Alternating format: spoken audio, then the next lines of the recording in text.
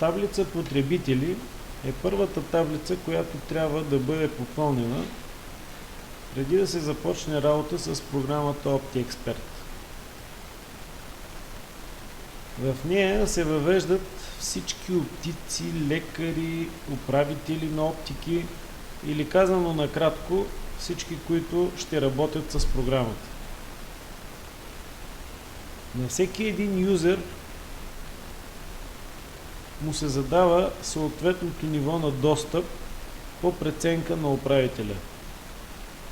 Нивата на достъп са два вида. Юзер, който има достъп до експертната част на програмата и функциите необходими за работата в магазина. Второто ниво на достъп е администратор. Има достъп до всички модули на програмата, за да може да следи и управлява всички процеси в магазина и фирмата. Всеки юзер получава служебен код за достъп при въвеждането му в тази таблица, който при първото му влизане в системата трябва да промени и с така въведената нова парола ще може само с нея, както и с юзернейма си, да се логва в системата и да отваря таблиците и функциите, разрешени за нивото му на достъп.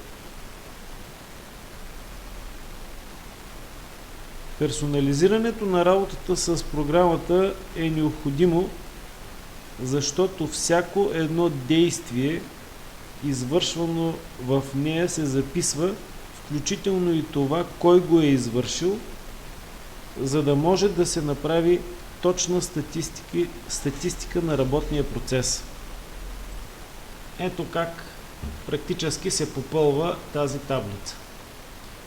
От бутона Нов потребител се генерира нов ред, на който въвеждаме името на новия юзер.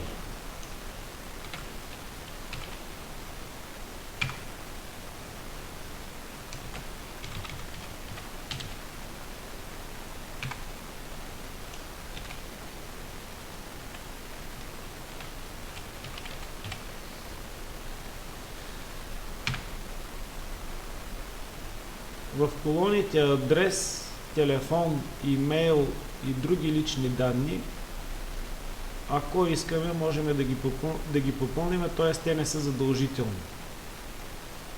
Задава се, задължително трябва да зададем каква функция ще изпълнява.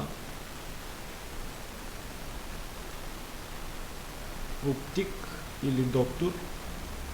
Ако нововъведения юзер е с права на достъп на юзер, не слагаме чек в колоната администратор.